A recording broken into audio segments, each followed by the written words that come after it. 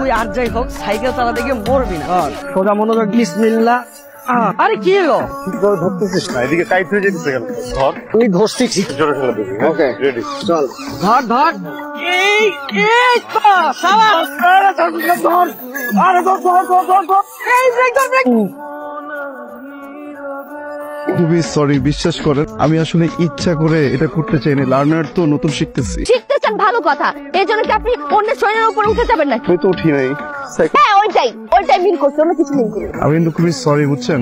আমার এটা মনে থাকবে। আর আমি সাইকেলও খুব সাবধানে চালাবো। আর আপনি প্লিজ কিছু মনে করুন না না, কেন মনে করবো না? আপনার ইচ্ছা হয়েছে আপনি সাইকেল চালানো শিখবেন, সাইকেল চালাতে গিয়ে আপনি মানুষ মেরে ফেলেন, কেন কিছু মনে করবেন বলেন? আপনি মানুষ মেরে ফেলেন, তারপর আপনি সরি বলবেন আর সুরেলা কণ্ঠে বলবেন কিছু মনে করবেন না, বাস হয়ে গেল সমাধান। আরে দাঁড়ান, কি ব্যাপার? আপনি সাইকেলকে আপনার কথা এখনো শুনিনি? যে অবস্থা দেখতেছি এই জীবনে শুনবে বলে মনে হয়। এটাই তো হবে না। শোনেন, সাইকেল কেন আছে? সাইকেলের উপরে মানুষ উঠবে, উঠে চলবে। সাইকেল মানুষের কাঁধের উপরে চড়ে বসে, ঠিক আছে? যতদিন এটা কাঁধের উপরে রাখবেন ততদিন আপনার পা দিয়ে হাইটে যাইতে হবে সব জায়গায়। আমি আপনাকে ডিরেকশন দিচ্ছি, আপনি আমার কথা শুনুন। সাইকেল চালাতে গেলে প্রথমে আপনার মাথায় কি রাখতে হবে? আপনার সাইকেল চালানো শিখতেই হবে, ঠিক আছে? যখন আপনি সাইকেলের উপর উঠে বসবেন তখন আপনার চোখগুলো থাকতে হবে সবসময় সামনের দিকে। সবচেয়ে ইম্পর্টেন্ট কথা, সাইকেলের ব্রেক আছে, ঠিক আছে? দেখছেন, এগুলো হচ্ছে ব্রেক। ব্রেক গুলা আপনার সবসময় মাথায় রাখতে হবে যে এগুলো আপনার মাথার ব্রেন যদিও কাজ না, আপনার ব্রেক কাজ করাইতে হবে।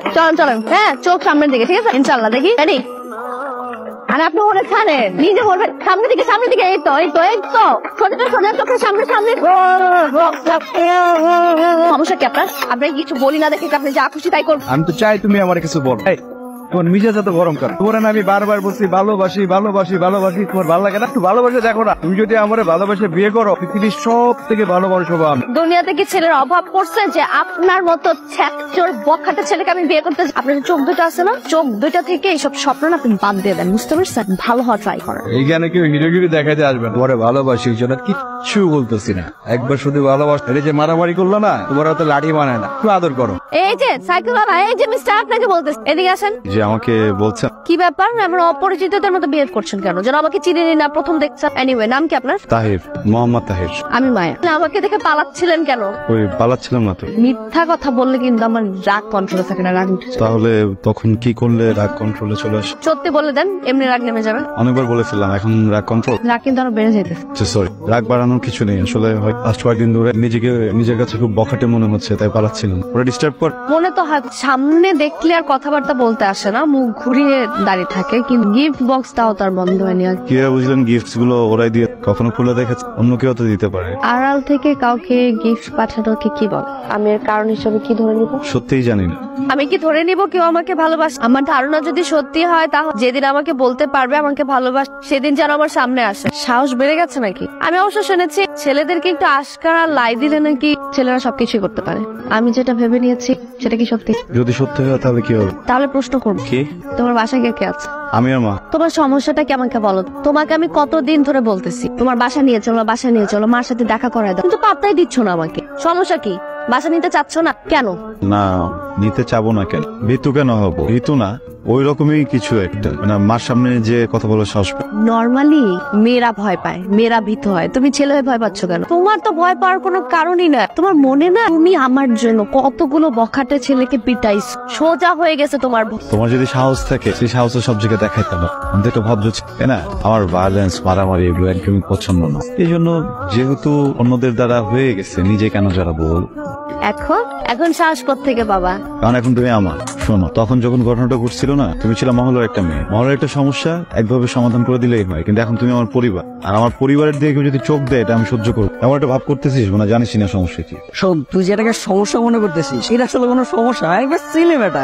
তারপরও আমি তো আমার মাকে অনেক ভয় পাই, তাই না? আমার কথা হচ্ছে কি, রিলেশনের প্রথম দিন থেকে ও শুধু বাসা যাবো, আন্টির সাথে দেখা করবো, এইসব করতেছে কেন? সম্মুখীন না হলে তুই কেমনে বুঝবি যে এটা একটা সমস্যা? যদি সমস্যা হয়েও থাকে সেটা একটা সমাধান হয়ে যাবে। প্যারা গাইস না বাবা, চিল। হবে না, মা ওকে কোনোভাবে পছন্দ করবে না, বুঝছিস? সে সারাক্ষণ আমার কানের কাছে এসে বলতে থাকে যে একটা পর্দানশীল মেয়েকে এনে ঘরের বউ বানাবে। ওর শিক্ষাগত দিক দিয়ে হোক, ব্যবহারের দিক দিয়ে হোক, চালচলনের দিক দিয়ে হোক, ফ্যামিলি দিক দিয়ে হোক, ভালো তো হইতেই পারে। কেন সবসময় আমাকে একটা জায়গায় থেকে যেতে হবে? তোর এই যে ওভার থিঙ্ক করার যে অভ্যাসটা, এটা একটু চেঞ্জ কর। মা, একটু দিকে আসবা, কথা ছিল। কি বলবি? বল। আমি একটা অন্যায় করে ফেলছি মা। একটা ফ্রেন্ডটা বন্ধু তো বান্ধবী গার্লফ্রেন্ড আর কি। আর একটা আমার প্রথম থেকে মনে হচ্ছিল যে মেয়েটাকে হয়তো আমার পছন্দ হবে না, তারপরও ভালোবেসে ফেলছি।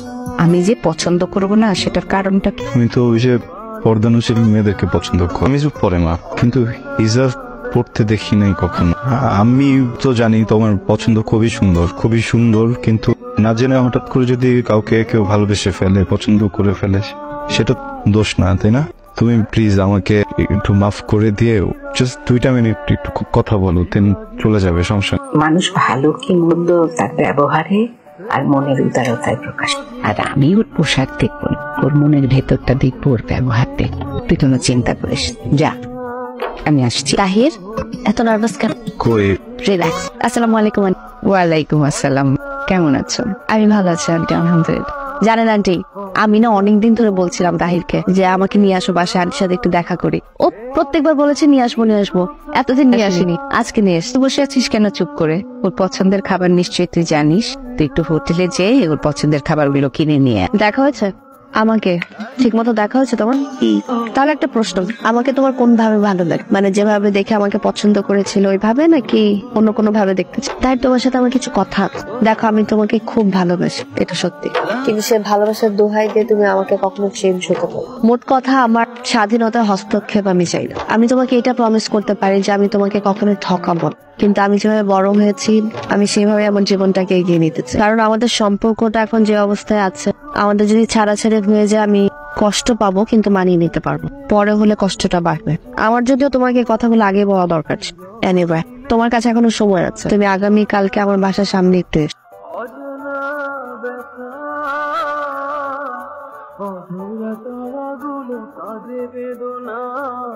আমাকে নিয়ে তোমার চাঁদে যেতে ইচ্ছা হয়, এটা প্রকাশ করেছো কখনো? তোমার পিছনে দাঁড়িয়ে তোমার সাথে নামাজ পড়বো, এটা হচ্ছে অবশ্যই চাই। এটা আমাকে কখনো বলেছো? তাহির, আমি তোমার চোখে শুন, তুমি যেভাবে সাজাবে আমি ওইভাবেই সাজবো। মনের লুকানো কথাগুলো বলতে জানতে, না হলে হারিয়ে যাবার পর আফসোসের একটা আকাশ তৈরি হয়। তোমার পছন্দগুলো তুমি প্রকাশ না করলে তোমার পাশের মানুষটা কিভাবে বুঝবে তোমার কি পছন্দ? আমি তোমার চোখে সুন্দর, তুমি যেভাবে সাজাবে আমি ওইভাবেই সাজবো, ওইভাবেই আমরা বাঁচবো। আমাকে তুমি তোমার মতো সাজিয়ে